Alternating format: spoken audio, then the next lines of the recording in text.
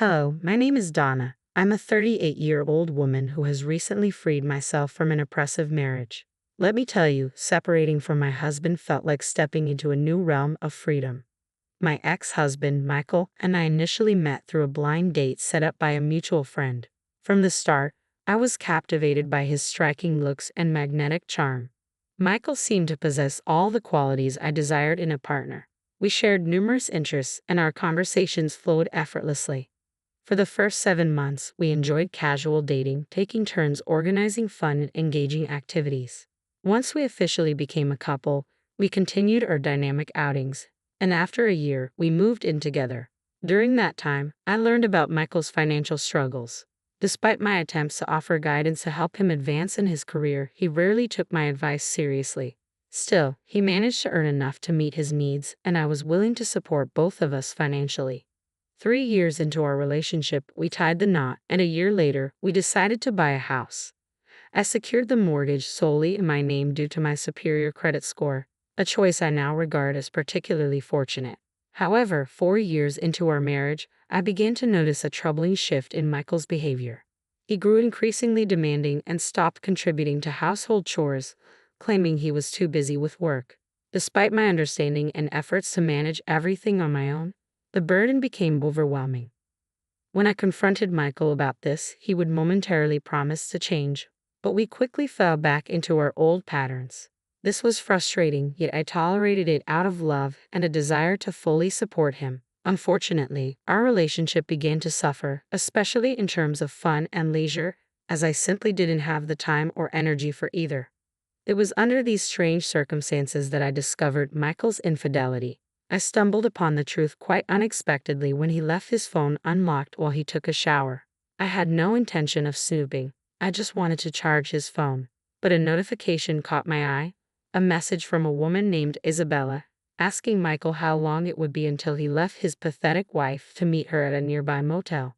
The shock and heartbreak hit me like a tidal wave. I couldn't believe Michael was capable of such betrayal. Our marriage had seemed solid. He always greeted me warmly, and we rarely argued. The pain was overwhelming, a gut-wrenching mix of sorrow and nausea as my world crumbled. Yet, at that moment, I knew I had to confront this head-on. I left Michael's phone exactly as I found it, with the message still open, ensuring he would know I had seen it when he returned. When Michael emerged from the shower and saw his phone, the realization hit him. He tried to avoid the conversation, but I was determined to address it. "I know about the affair. We need to talk," I stated firmly. "I don't think we should," he replied, clearly flustered. "Who is she? I assume you saw enough to know her name. When did it start?" "A year ago. Can we not do this right now? Why did you start seeing her? Please, let's not do this." "Don't call me babe. Tell me." "I don't know. I guess I just miss the thrill of someone new, someone who's on the same wavelength as me." "So, I'm not on the same wavelength as you?" "Well, I wouldn't say that exactly. It's just that you've become a bit dull." "Excuse me. I mean, you never want to go out. You're always tired, and our social life, even our life in the bedroom, has faded. Do you realize I'm always tired because handle all the chores and work full-time, yet you've never once offered to help?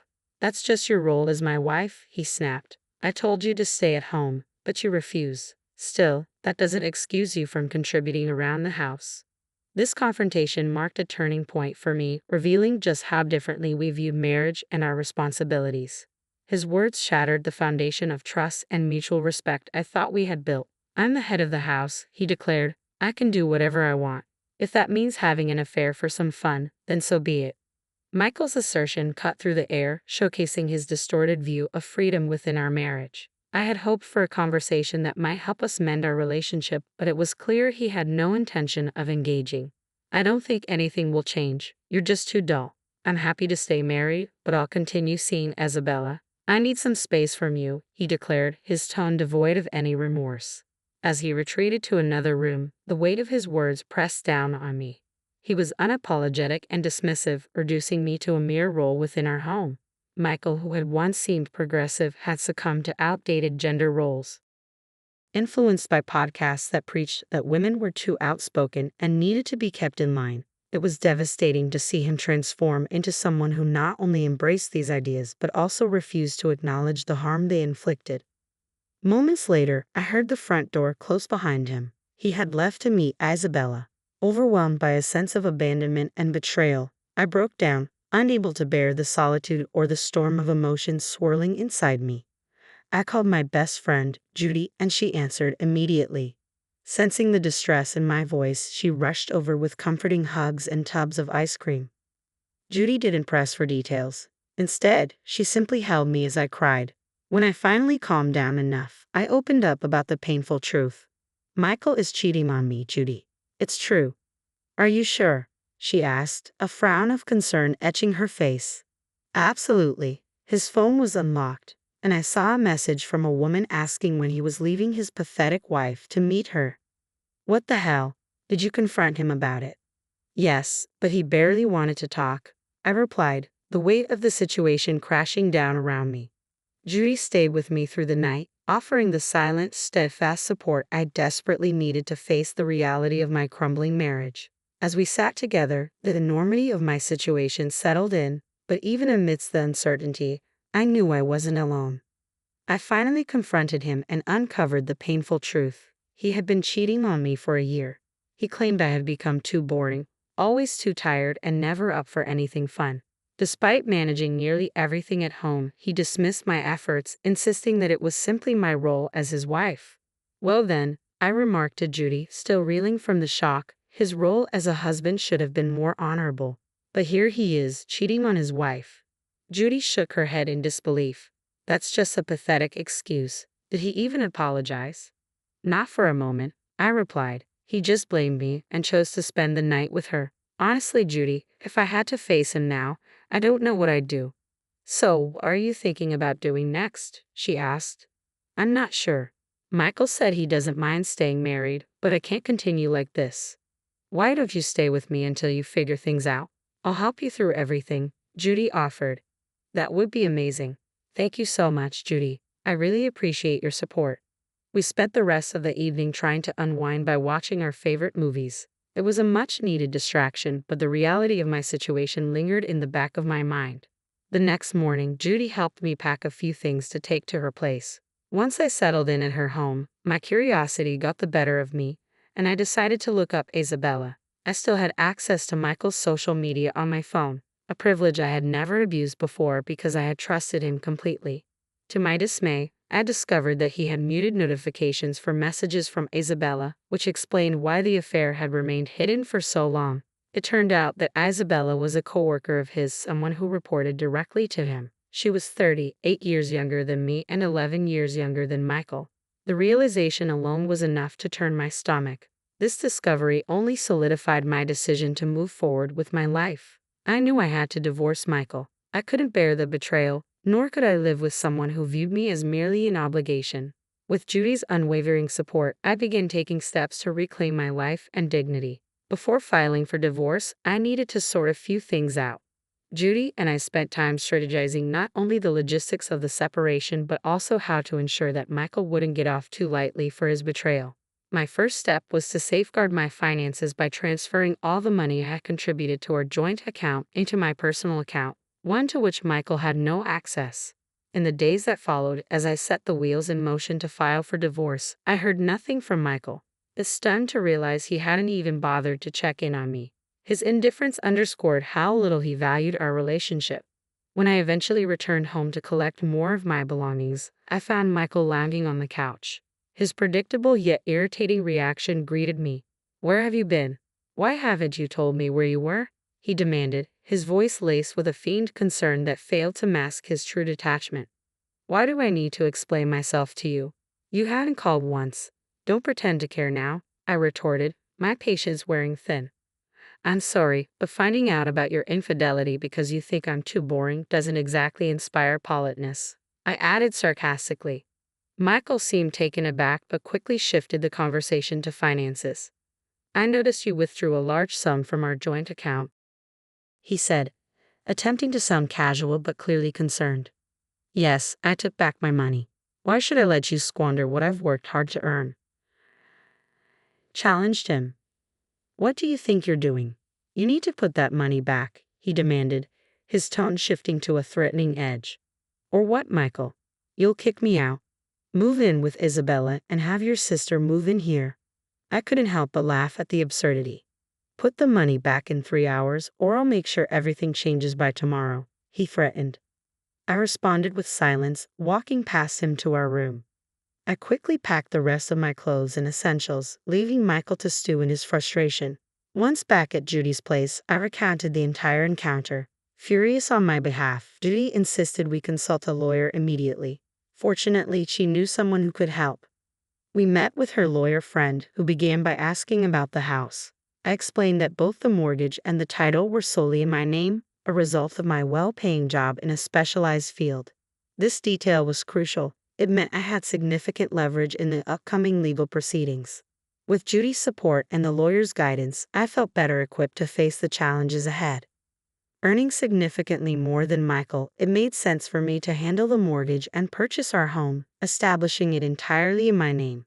This financial arrangement was straightforward and practical, considering our respective incomes. Everything the house needed was purchased by me.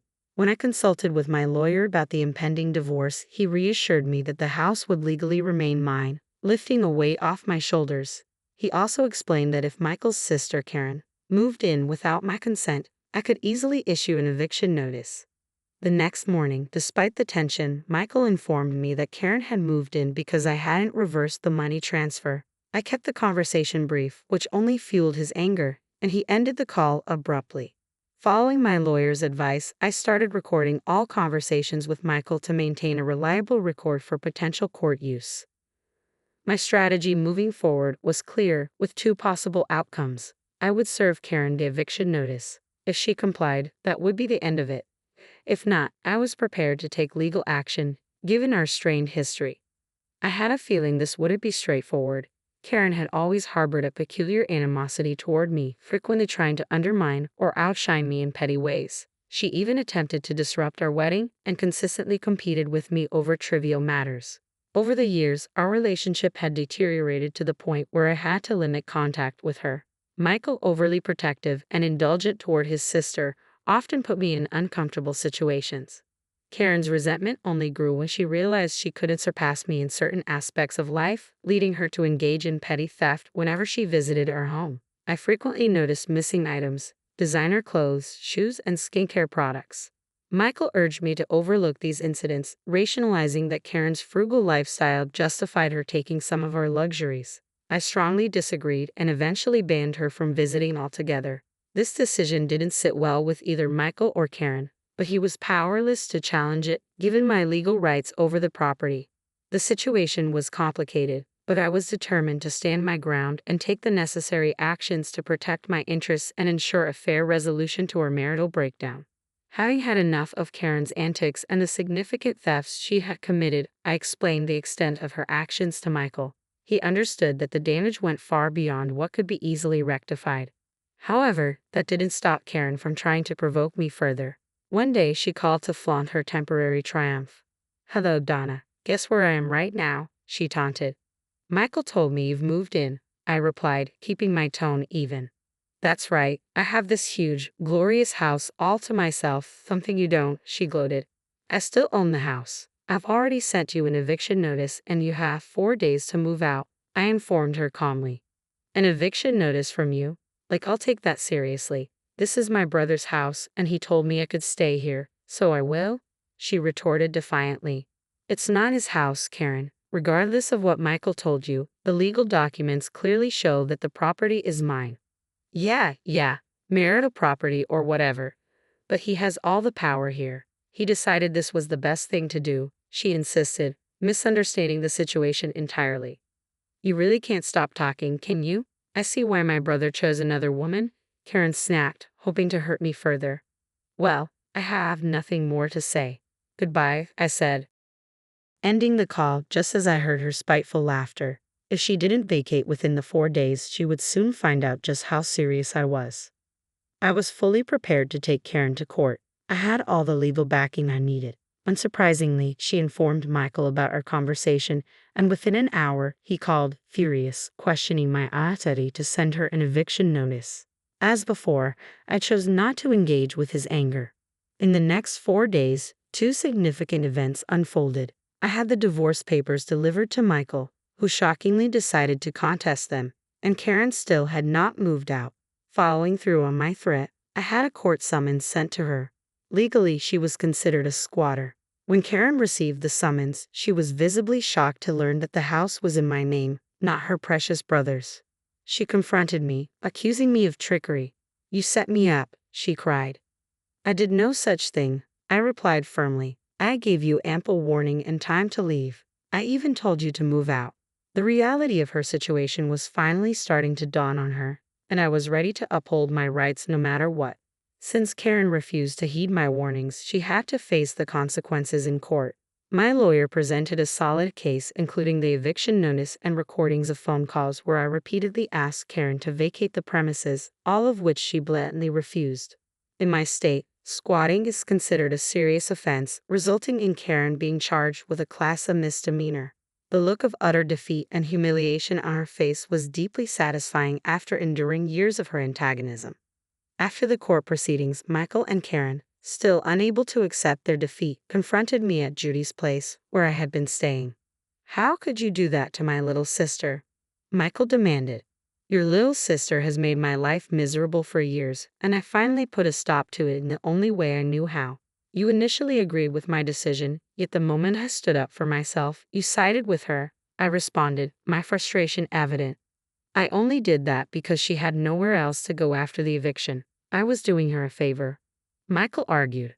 "So, the house suddenly became an option because we're separating.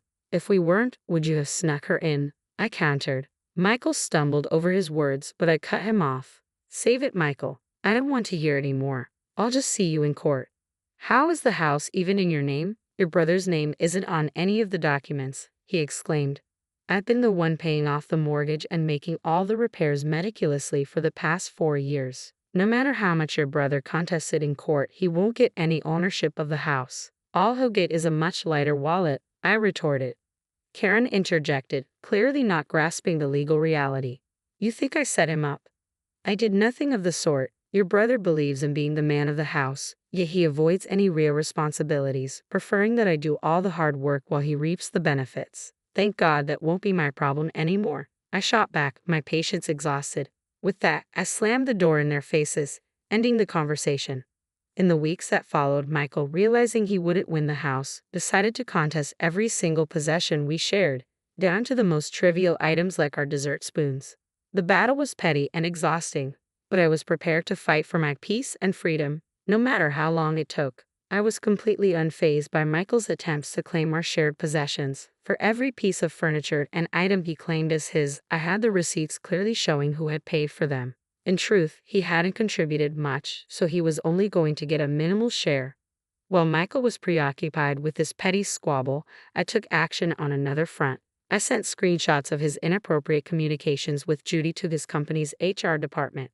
Within 2 weeks, Michael was terminated from his job. Surprisingly, Isabella was not. I learned from some of Michael's colleagues, with whom I had remained friendly, that she had argued Michael coerced her into the relationship by threatening her professional standing. Understandably, their relationship did not survive this revelation. It took some time, but eventually the divorce was finalized, and I was officially free to celebrate my newfound independence and the successful resolution of a complex situation. Judy and I enjoyed a long celebration. It felt like a double victory. The last update I received on Michael and Karen was less than glamorous. They ended up living together in a modest apartment, both struggling to find jobs. Their parents were supporting them with a modest allowance, but they were far from pleased with their children's actions. My former in-laws even reached out to apologize for their behavior, a gesture that helped bring closure to the entire ordeal. Now free, I looked forward to what life had to offer next. This entire experience reinforced a valuable lesson: never forget my worth. It also showed me that I could handle myself in tough situations. I was a force to be reckoned with. Here's to moving forward, stronger and wiser. Cheers.